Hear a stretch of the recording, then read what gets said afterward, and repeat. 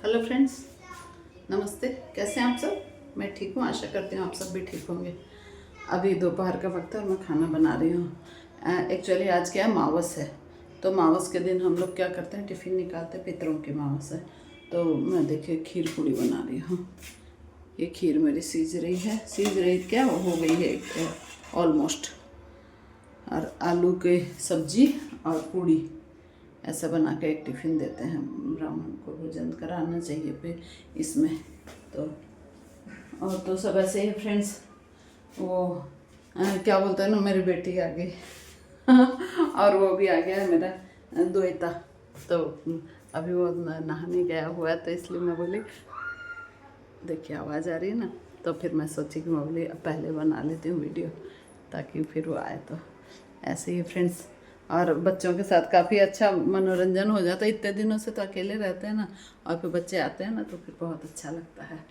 फिर सुबह से बस नाश्ता पानी चल रहा था, और बस एक खाना बनाऊँगी। और फिर आज मैंने बताया था ना आपको कि एक फ्रेंड के यहाँ जाना है, वो थैंक यू पार्टी रख रही है। उसके बेटे की शादी हुई ना, तो हम लोगों ने खूब रौनक बढ़ाई उसके बेटे की शादी में, इसलिए वो थैंक यू पार्टी बोली उसको। मैं बोली आजकल क्या क्या चल रखा है इतना। और एक्चुअली है क्या फ्रेंड्स, तो कि वो ना पहले तो यहीं रहती थी LIC में, और अब वो बाहर दूसरे थोड़ा दूर है एरिया, वहाँ उसने अपना इंडिविजुअल मकान बना लिया। तो फिर फ्रेंड्स लोगों को मिस भी करती है। हालांकि उनका नेचर बहुत अच्छा है, तो वो वहाँ भी अपना पूरा मित्र मंडली बना ली हैं, लेकिन फिर पुराने फ्रेंड्स को तो मिस करती है ना, इसलिए फिर बोली पार्टी आज देना। तो बोली ठीक है। फिर बेटी से पूछा तो बेटी बोली ठीक है मम्मी, चले जाओ थोड़ी देर। बोली ठीक है। और फिर फ्रेंड्स यही है, कल जो मैं आपको कथा सुना रही थी ना उसकी, बाणासुर की, नहीं बाणासुर नहीं की, इसके रावण की। तो वो जब वो लेके गए ना शिवलिंग को, तो वहाँ जब रखा बाबा धाम में, है ना, तो फिर शिवलिंग हिले नहीं। तो कहते हैं कि वो जो अहीर था ना, बैजू अहीर, वो गणेश जी थे। गणेश जी उनका रूप लेके आए और फिर शिवलिंग को वहाँ स्थापित कर दिए। तो ऐसे ही फ्रेंड्स, तो और फिर है ना, रावण क्या किया, रावण ने जब उसको रखा, नहीं, रावण फिर वापस आया, तो उनको पता चला कि ऐसे ऐसे मतलब कि शिवलिंग को रख दे, तो उनको गुस्सा बहुत आया। फिर बाद में जब वो लघु शंका करने गया था ना, तो मतलब वरुण देवता उनके पेट में चले गए थे, और फिर उन्होंने बहुत ज़्यादा जब पेशाब किया, तो सोचो इतना पेशाब हुआ उनको कि उनके मूत्र से तालाब बन गया वहाँ पर। देवघर में वो तालाब आज भी है, और उसको मतलब अछूता, ऐसे तालाब अच्छा नहीं मानते कोई वहाँ पर, उसका पानी वानी यूज़ नहीं करता, क्योंकि वो रावण के मूत्र से बना था। देखो अपने मतलब हिंदू धर्म में कैसे कैसे बातें होती है, और सब मतलब कि उनके वो भी अवशेष भी अभी भी मिलते हैं। ऐसा ही है। और कल फ्रेंड्स मेरे हस्बैंड ने क्या बोलते हैं ना, एक बहुत ही रोचक कथा सुनाई। किसकी? बाणासुर की।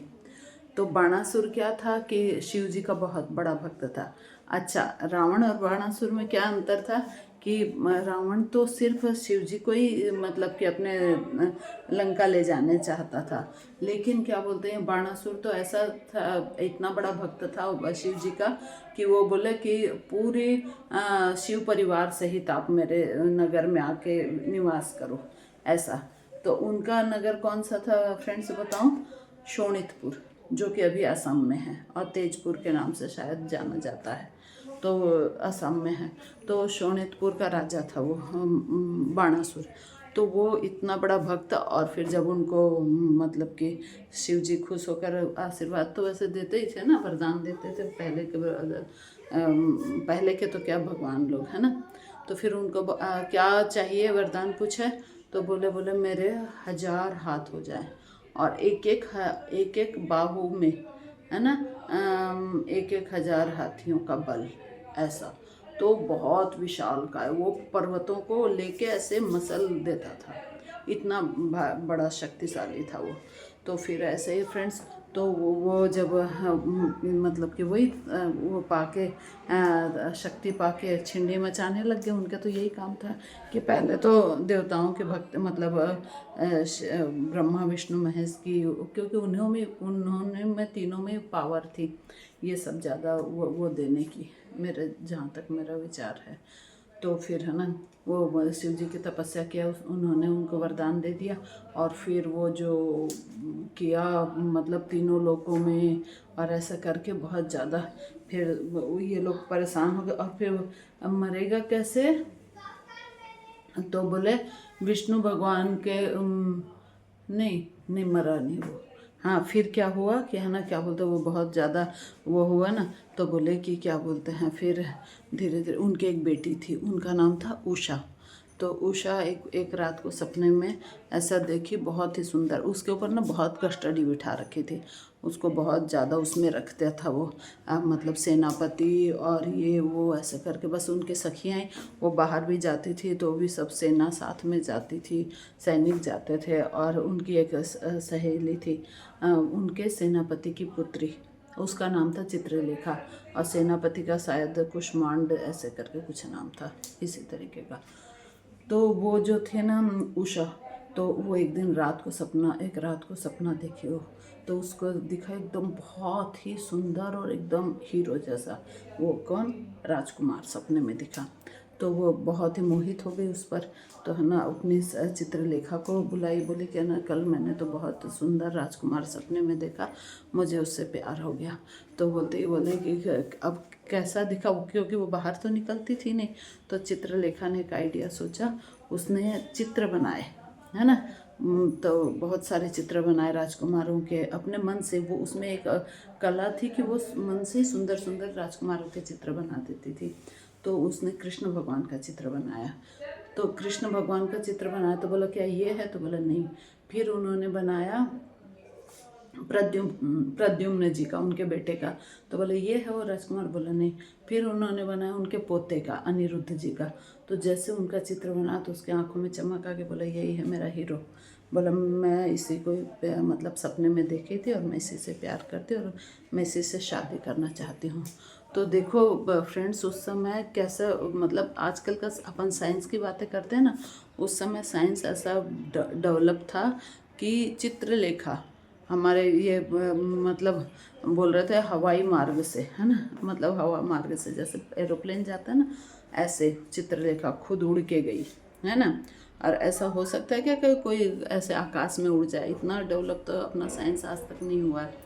तो वो उड़ के गई, है ना, उड़ के गई और उसके कमरे में प्रवेश करी अनिरुद्ध के, और उसको पलंग सहित, आजकल कोई सोच सकता है कि ऐसा नहीं सोच सकते, लेकिन उस समय ऐसे ऐसे ताकतें थी। तो फिर वो मतलब पलंग सहित उसको ला के अपने इधर दे दी, किसको, उषा को। और उषा अब उसके पहरा लग रखा था ना, तो वो क्या करती थी कि भाई अंदर वो लोग रहते थे, है ना। तो फिर एक दिन ऐसे रहते रहते बहुत दिन हो गए, तो वो सेनापति को भनक लग गई। तो सेनापति बोला वो जाके बाणासुर को कि है ना महाराज मुझे क्षमा करें, लेकिन मुझे ऐसा लग रहा है कि राजकुमारी उषा के कमरे में कोई रहता है ना। तो क्या बोलते हैं, वो गए वहाँ पर और देखे तो अनिरुद्ध जी। तो उनको गुस्सा आया कि ये कौन है करके मेरे बेटे के कमरे में। और फिर वो उनको क्या हुआ, नाग पास से मतलब बेड़ियों में जकड़ के और उसमें पटक दिए, किसमें, तहखाने में। और फिर बाद में क्या हुआ फ्रेंड्स कि है ना, क्या बोलते हैं, जैसे सबको पता चला, कृष्ण जी को पता चला, तो कृष्ण जी का युद्ध हुआ। अच्छा, कृष्ण जी आए युद्ध करने के लिए। तो चूँकि शिव जी उनके नगर की रक्षा करते थे, तो शिव जी बोले कि है ना बाणासुर को मारने से पहले तुमको मेरे से लड़ाई करनी पड़ेगी। तो सोचिए फ्रेंड्स, एक तरफ तो विष्णु भगवान मतलब कृष्ण जी, विष्णु जी का ही तो रूप थे, और एक तरफ शिव जी। अब उन दोनों में बोलते इतना भयानक युद्ध हुआ उस समय। फिर क्या हुआ कि हाँ, फिर इसने हाँ, शिव जी वो नहीं, मतलब वो जीत नहीं सक रहे थे ना, तो शिव जी ने क्या कहा कि मुझ में कुछ ऐसी विद्या डाल दो, है ना, मतलब मोहिनी ऐसा फूंक दो ताकि मैं थोड़ा देर के लिए सो जाऊं, ऐसे करके। तो वो उन्होंने उनको मोहिनी विद्या कुछ डाली, तो शिव जी को थोड़ी नींद आ गई, मतलब घैल आ गया। तो जैसे उनका घैल आया तो वो वहाँ प्रवेश कर गए और फिर बाणासुर के बाहों को काटना आरंभ किया, क्योंकि उसके 1000 बाहु मतलब कितने और सारे। तो फिर काटते काटते काटते काटते उसके सिर पे 4 बाहु बचे, है ना।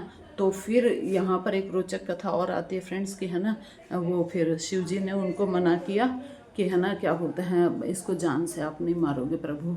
तो बोलते क्यों? बोले क्यों, क्योंकि आपने ध्रुव, हाँ ध्रुव नहीं, प्रहलाद जी को ये वचन दिया था कि मैं तुम्हारे वंश में से किसी की हत्या नहीं करूँगा, और मतलब 21 पीढ़ी तुम्हारी ऐसे वो रहेगी हमारे टाइप के ऐसा। तो बोला आपको इसको नहीं मारना है। तो बोले ठीक है। तो फिर वो उसके 4 बाहु करके छोड़ दिए। तो बोलते हैं हिंदू धर्म शास्त्र में कि कितने, मतलब 8 या 10 या 7 ऐसे कुछ हैं, जो कि मैं परफेक्ट मतलब करेक्ट संख्या नहीं बता सक रही हूँ। तो उतने लोग अभी भी अमर हैं। एक तो कृतवर्मा, एक तो वो ये है अपना जिसके माथे में मणि रहती है ना, अश्वत्थामा, बालाजी हनुमान जी, और ये बाणासुर और कृपाचार्य, और भी 1-2 और नाम हैं फ्रेंड्स। तो ऐसे करके तो देखिए अपना मतलब कि हिंदू धर्म सनातन कब से, और सबके प्रमाण मिलते हैं। आज भी विदेशों में भी कहीं खुदाई होती है तो मंदिर ही निकलते हैं। तो इसलिए ना, और अभी अपने क्या वो चल रहा है, श्वेत वाराह कल्प, अभी तो कलयुग की शुरुआत है। ठीक है फ्रेंड्स, बस यही है। अब मैं खाना बनाऊंगी और फिर आज फ्रेंड्स के भी जाना है। और बस हेल्दी टिप्स में तो यही है सब। फ्रूट्स अभी मेरा वो क्या केला और अमरूद ख़त्म हो रखा है, तो मेरे हस्बैंड बोले अभी आते हुए लेता आऊँगा। ठीक है फ्रेंड्स, बाय, टेक केयर, मिलते हैं नेक्स्ट वीडियो।